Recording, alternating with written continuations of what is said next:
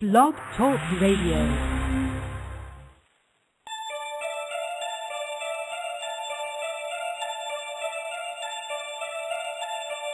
Yeah.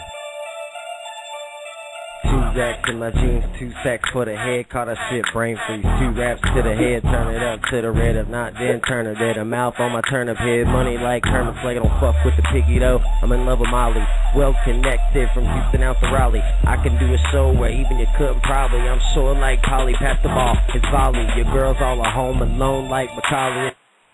Welcome to Wrestling Radio Ultimate. I am your host, Jordan Garber, alongside my co-host, Siki Assad, and we have a very special guest today. Who is our special guest today? It is Kid Kash. And Kid Kash, are you on the line right now? Yeah, can you hear me? Yep, I can hear you. Yes, we can. Awesome. Then I'm here. Awesome. So, how are you doing, Kid Kash? What's new with you? I'm doing well. Just getting some stuff going on. Got a school over in England I'm about to launch, and a couple of tryouts, and have my business here in Nashville, and just another day. Well, I'm really... Go first, Siki. All right. Okay. I'm really excited about this whole interview, Kid Kash, because, I've casually, kind of interacted with you, back in the days, when I was in Princeton, West Virginia, I know of a certain bartender you used to, chill with. And Patty Lackey. Oh, yeah, okay, good, yeah. Yeah, and then I was also the guy, me and the little white dude was at the TNA show also. We were handling you and Gunner at the Salem Civic Center in Salem, Virginia, remember? Yeah, okay. Yeah, well, I'll be damned. Yeah, I only did it because I like you, though. I'm a fan. Well, good. So, my question... West Virginia? Yeah. So I got a question. Sorry, guys. If the fans don't know, Kid Kash is a very accomplished wrestler. He's made it to the top. He's wrestled around the world. He was in TNA. He is in WWE. So we just want to let you all know that we're really excited to have Kid Kash here on the show. And we'll let Siki finish, and we'll start getting ready with questions and callers. Actually, that was a good add-on to what I was saying, because Kid Kash has wrestled everywhere. And of all the promotions you wrestled in, what's your favorite? I'm just wondering. Well, my favorite of all time is going to have to be ECW. When I was there, it was just a different type of a dressing room. It was a different type of a feel, different type of a vibe. That's probably my favorite dressing room. The most, cherished probably is, when you work your ass off trying to make it in this business, you, of course, want to make it to the WWE dressing room, of course.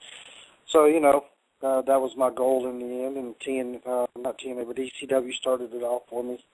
Everybody there was just so awesome, everybody got along, and we all worked hard, and we all tried to, make that one company something, really big together, We got a caller from here. We got a caller. They're probably on from Skype. You're on the air. Do you have a question for Kid Kash? Hello? Hello? Hello? Hello? You're all right, this guy Kid Kash. You got a question? Yeah, what do you think about Daniel Bryan? Can you give me Daniel Bryan? You like him or what? We're going to go, what? You know what, you can call back a bit later. Wait a minute, what? We're going to call back a bit later because we're not here to talk about Daniel Bryan right now. Daniel Bryan's obviously an accomplished wrestler, but our main guest here is Kid Kash, and I don't really want to follow up in the current storylines at WWE. When I want to ask one of the wrestlers I was a fan of for a long time, I want to get the interview, most of it done before we can ask questions like that. So, Kid Kash, what inspired you to become a pro wrestler? really. I don't know. I just kind of fell into it. I've always done, mixed martial arts and boxing since I was, really young. Started all of that at about the age of 7. And then, just kind of, when I was a teenager, I would watch wrestling on TV and stuff, and I played other sports and stuff like that. But just happened to meet a couple of guys in the gym one day, and, I went to a show and then wound up meeting, the Road Warriors and Tim Horner and the Rock and Roll Express. And just from, meeting those guys and, listening to them, and we actually went out on the road with them, and we just kind of fell into it. It wasn't anything that I was planning on doing. It just kind of happened, That's really cool. So do you remember the first match you've ever had as a wrestler after you finished training and everything? I never really trained, honestly. I just kind of, got in the car and went with everybody and watched matches and, watched the mix and watched the merchandise and watched their matches. And, that's how Ricky and Robert kind of trained me whenever we were, on the road.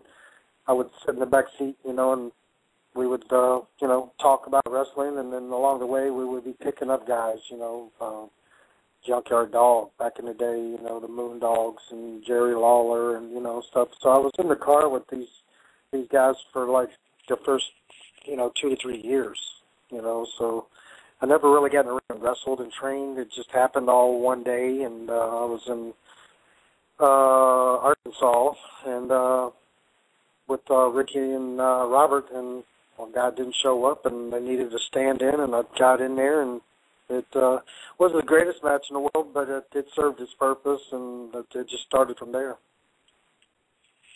So, Siki, your turn. You to ask Kid Kash a few questions. Yeah. Huh? The question I was wondering is, what? Because I know you've held a few titles. I know you were the WWE Cruiserweight Champion and at one time the ECW Television Champion. Which title, because I'm sure you probably held some more throughout the Indies and everywhere you wrestled, what title was your favorite as far as, meaning the most just altogether? What was your favorite title, I guess I'm asking? WWE, like I said before, WWE is the pinnacle of wrestling, so if you win a title in there, you've kind of summarized your whole career, but like I said before, ECW meant a lot to me, and that was my first major title, that was my first recognized title that I'd ever won, so that one probably holds more memory, but as far as prestige goes, it was, the WWE Cruiserweight title. All right. And you won that at Armageddon 2005, right? What's that? You won that at Armageddon 2005, correct? Yes. Oh, I remember that. Then then there was a Funaki, and then you cut a promo on winning the title. I remember that. I saw that on YouTube. That's pretty cool. Yeah. Well, I beat Juventud Guerrero, and then Funaki and I did a short little angle. I dropped him on his head on the stage. Oh, I didn't see that. So I was guessing you were a heel for the most time, not just in WWE, but in your career. No, actually, I was a babyface from the beginning of my career up until I went back to ECW in '98. Even there, I was a babyface. But once I left ECW, I came into WCW, and I was more of a tweener there. But that didn't, the company got sold stuff, so I wasn't there very long at all. Then I went to TNA. Where, started off as a baby, but, we, sooner or later, you kind of have to revise your character a little bit, so we tried a heel character, and it just kind of went from there. I'm a pretty mean heel, so just kind of worked. I agree with that. You are a pretty mean heel. Is it more fun to be a heel or a face? Being a heel, to me, is fun. I mean, you get to act out your aggressions and stuff, and, You know, and to me, it's a good way to test your level with the crowd. You know, you can go out there and be a baby face and smile and do drop kicks and little cute moves and get, you know, collapse and stuff like that. But to be a true heel, you're not out there to get cheers. Your cheers are the boos. So it's a little challenging, you know, sometimes if you're not a good one, you know, to get out there and try to actually get the boos, because the crowd is so smart today that, you know, if they see something, you know, they don't like it, then they'll just, you know, they'll start chanting it's lame or whatever, you know. I mean, so you really have to work extra hard to get under their skin, you know, and not worried about being cheered at all.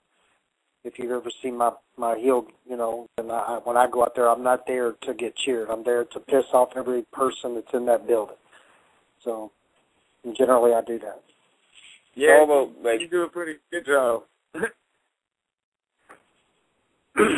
Well, I'm sure I've had people on their ride home talking about me, you know, on their way home after watching, paying a ticket and watching the show. You know, that's what you do. You want to make the crowd remember you, you know. So you have to stand out in the greatest possible way that you can. And you know, in my case, you know, as a babyface, my standing out was the extreme high flying that I used to do. You know, the top rope hurricane, diving out of the ring, and you know, third, fourth row, and stuff, planches, and coming off of balconies into tables, and you know, just stuff like that. But then when you turn heel, you know, it's a completely different story. You can't go out there and do all that high flying stuff because you'll get cheered whenever you're supposed to be getting booed. So I go and just do whatever I can. I mean, if I see a woman in the wheelchair sitting front row, then there's my target, you know, and I go right for it, you know, because it's, you know, if I see a kid standing there with a sign of his favorite wrestler, you know, it doesn't matter if he's, you know, 5 or 10, 12 or 13, I'm going to rip it out of his hand or rip it up in front of him, you know, because that's what a heel does. It's all about, like a wrestler told me, it's all about fan reaction in this business. It's all about getting a pop from the crowd, good or bad. That's what someone said in an interview that I did on my wrestling site.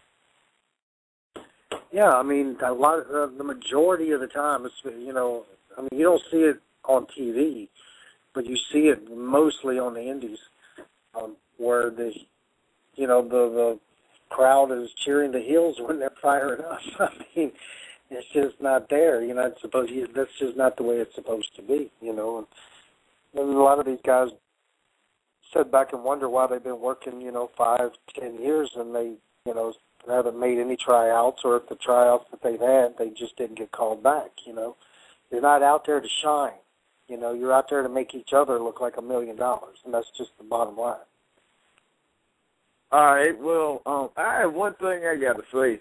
You said you try to be memorable. One memorable thing that you used to do was when you came out with the Kid Rock gear and you had the hat and you came out with a bar and all that. I remember that. I thought that was one of the coolest things ever.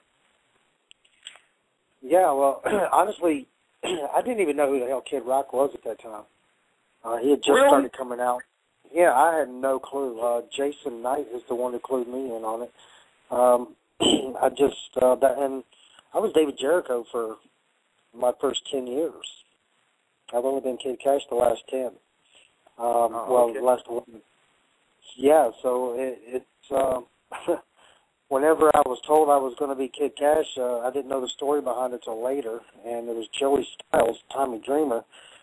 I think they were doing some production and editing in Paul's house on the show, and at my match with Easy Money, I did that super hurricane off the top rope, you know, to him.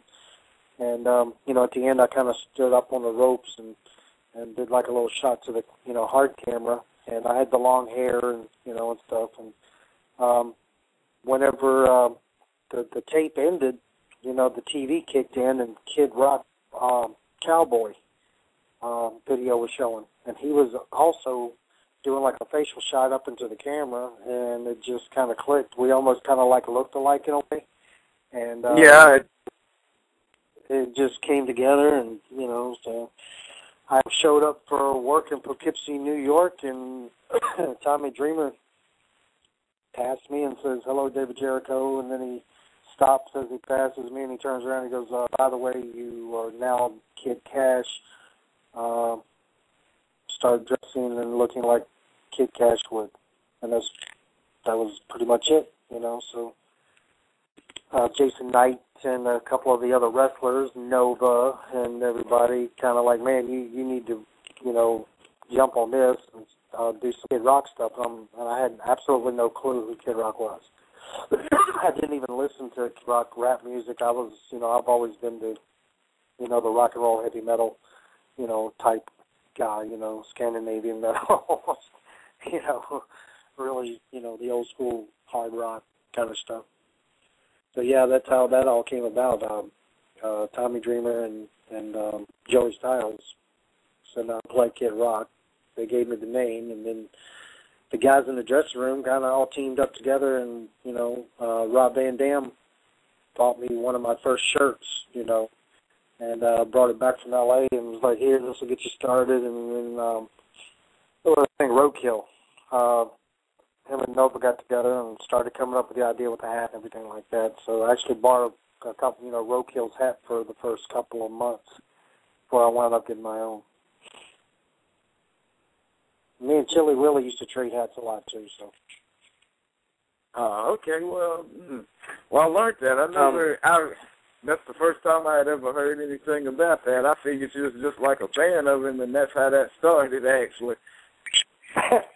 No, like I said, once we did it, it all kind of started working together. Anytime we were in, like, the Michigan area, Ypsilanti and Detroit, you know, Lansing or anything like that, Battle Creek, Joe C., who was with Kid Rock at the time, he was, at first, was good friends with Van Dam and Justin Credible. So we all just kind of started, you know, me and Van Dam have always been, like, really tight. So when he would come around, you know, he would hang out with us and stuff, and, you know, a couple of times we just got to talking, and he dug the gimmick. He thought it was just, like, really, really cool, you know. So there was a few times on some house shows that he actually walked out to the ring, you know, singing, I'm Joe C., 3 foot tall with a 10-foot dick, kind of, you know, pretty much introducing me to the crowds, house shows. We didn't do anything on TV, you know, but we did, you know, like 2 or 3 of the little small live events. You talked about WWE being the big time, like the ultimate wrestling promotion you can go to. When you got the call to WWE and you were about to make your debut, how nervous were you? I really wasn't, honestly. I mean, after a period of time in this business, you're either a professional or you're not, you know, and, you know, everyone strives to go to the top of their career. WWE is the top of any wrestling career. I mean, it doesn't matter who you are, even if you're wrestling for the big organizations in Japan. You know, you ultimately want that spot in the WWE. There is no other higher company. I mean, I think you can agree with that once you get there, I mean, what else are you going to do? If you leave the company, you can't go any higher in your career. You've already reached the top of it, you know. And I was fortunate enough to, you know, to even stand out. You know, I did the cruiserweight, you know, title hold, and then was a tag team that was pretty popular there while I was out there, the Pitbulls, you know. So, I mean, I had a great time there, and I mean, like I said, once you reach the WWE, there's no place but going back, kind of back down, you know, once you leave there. So, so when you left the WWE and you returned to TNA, what year was that again? Do you remember what year he returned back to TNA? I think it was with the new stage setup. Anyways, what was it like, the new environment and everything in TNA? I think it was 2010 or 11 that I went back to TNA. What was your question? What was the environment like? Like, how is the new TNA different from the old TNA? It was a good environment going back. The old TNA, I was there. I came in whenever they first opened the doors. So, you know, they were all just, back then, everything was just trying to come together, you know. And right around the time that I left the first time, I'd already been in Florida for about a year doing the Universal tapings and stuff, you know. And, I mean, to me, it was a better environment coming back. I mean, people were much older and, you know, more mature. You know, the company seemed to be run differently than it had before. The format was different. You know, back then it was, you know, the X division, and, you know, now it's, you know, pretty much, you know, certain guys that they picked out, you know, just like any other company. You can sorry, you can go first, Siki. Okay, well, the question I had actually was, is there any good road stories you can tell us? Because I have to ask every wrestler that, because a lot of you have interest in road stories. I've got a ton of road stories, but I'm actually going to be getting a book together. So we are saving all the road stories, the true road stories, the ones that, you know, not these other books that have been written and tell only half of the story and half of how wrestling really is and stuff like that. You know, I'm pretty much at the point now in my career where, you know, wrestling, it's changed so much, you know, from the time that I was in it, you know, that once I wind up leaving, that's going to be it for me. So I'm going to really people over the you pretty much never see them again anyway. I mean, you know, everybody's asked me for years, you know, what's it really like? Because I think some of the stuff that they put out, some of the books that they put out, people read them and they're interesting, but it doesn't tell a full story. And I was, you know, I've been up for 21 years, you know, so a lot of those stories I was actually, you know, around and can tell you the real deal behind a lot of them. So I'm just saving all my stories for the book. Okay, well, can I ask you one question and you can... We got a call. We'll get to the caller first. I think it's this guy that comes on each week and talks about the current WWE angles. And, you know, I guess it's part of our show. It's about the fans. So you're on the air. Shoot, what's up? How you guys doing? This is a really great interview. I really appreciate this. This is a great, I've been a fan, and I'd like to ask, you know, you talk about angles. How about that, Dawn Marie? She's hot. Hey, Jay. Ooh, baby. Dawn Marie, I don't know who that guy is. He always talks about Dawn Marie. What did you think about Dawn Marie, the wrestler? Kid, Kash. As a wrestler? Yeah. I didn't think she was a great wrestler at all. I mean, I think she was a fantastic manager. She was really good at her job, but wrestling just I didn't think was really her forte. You know, that's what I want to try to do. I'm trying to, you know, in a few years I might want to go to a wrestling school, train properly, and try to be a manager. But in the meantime, what I do is I just keep doing these interviews on my site, and, you know, hopefully I get something good out of it. The problem run is XW site now, so what's up? Yeah, well, the problem is with today's wrestling, if you notice that there really isn't any more managers. If there are, they're just one or two, you know. So, you know, referees and stuff, if you're not able to get in the ring and actually wrestle, you know, then, you know, shoot for like a referee spot or something, you know. At least you can get out there and actually make a spot. If you do a referee, you could go up. Like what some wrestlers tell me, you go up from a referee, then they give you a chance. And that's indie stuff, though. You don't do that in WWE. No, a lot of guys have started that way. You know, started off as referees and wound up being one of the talents. So, you know, maybe you just start working out and work on it. You know, you never know what can happen in this business. Hey, you got that right. You got that right. So, just to the fans listening, this will be on Wrestling World at 247.com after the interview, so you guys can listen to it. It's Siki, do you have a few more questions for Kid Kash? Yeah, actually, Kash, and you don't have to answer this if you don't want to, and if you want to, you can answer it exactly how you want to. Is there one person that you just can't stand, that rubs you the wrong way, you just would rather not deal with the person in any type of way, shape, or form? Well, there's a list of those. I don't know anyone in particular. In this business, this is the thing about that. You know, in the wrestling business, you just have to understand. You know, you're around so many different people from so many different places, you know. I mean, I grew up and was raised one particular way, you know, and compared to somebody that was, you know, raised another way, you know. So not everybody, you know, is going to get along. But, you know, there's been a couple people. I mean, like when I first met, what's his name? Austin Aries. When I first met him, we did a tour in Australia, and I actually liked the kid. I thought he was okay. You know, he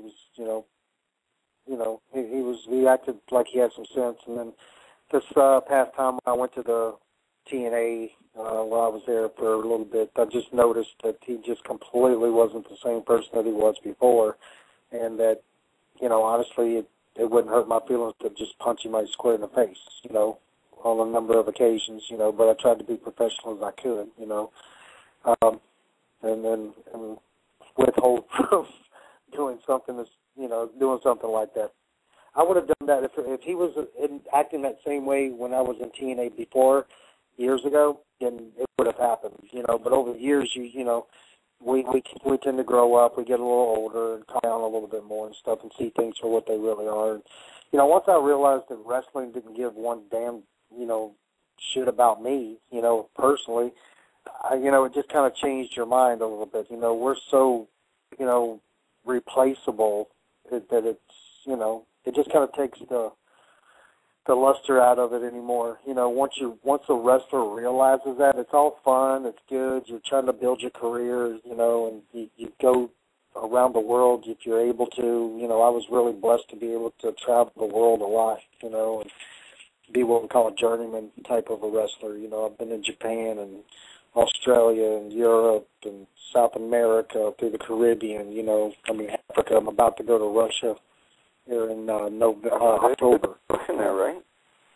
Yeah, you know, I mean, there's just, the wrestling has just changed way so much, you know.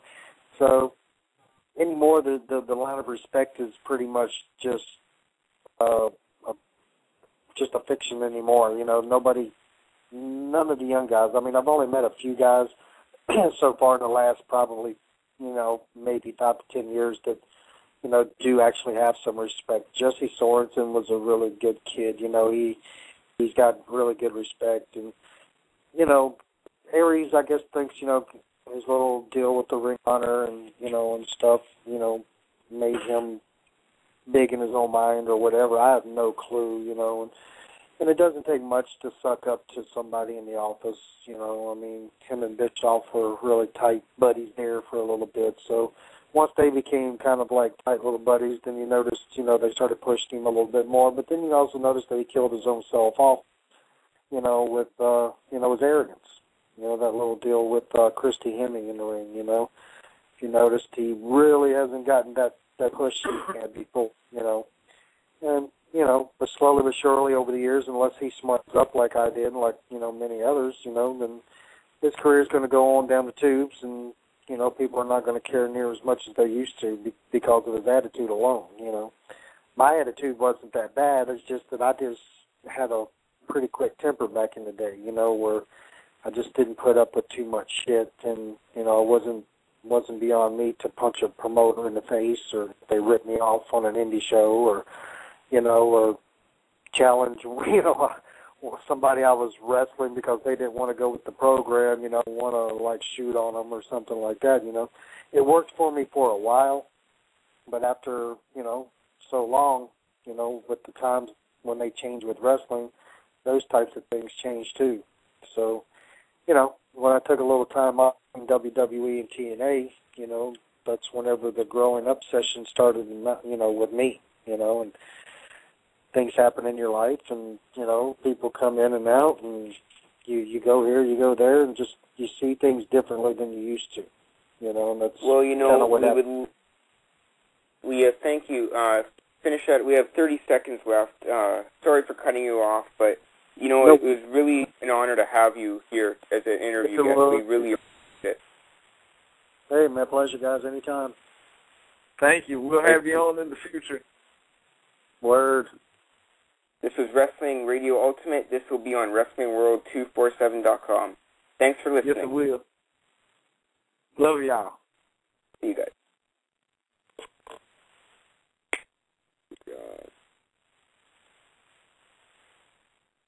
Yeah. Okay. Was that okay, guys? Yeah, Hey, man, I think we're still. No, we're off the air now. Thank you, Kid Cash. All right, buddy. Thank you, guys. Yeah, thank you very much, Kid Cash, man. Next time I hear about you at an event, I'm gonna have to come out and see you. Yeah, man. If you see Patty or Jack or any of those people up there, you tell them I say hello, man. All right, I most definitely will. And yo, I'm gonna send you a friend's request. I hope you have me again. All right, man. Throw it out there. All right. All right, thanks, guys. Peace. All right, bro. Bye. Peace.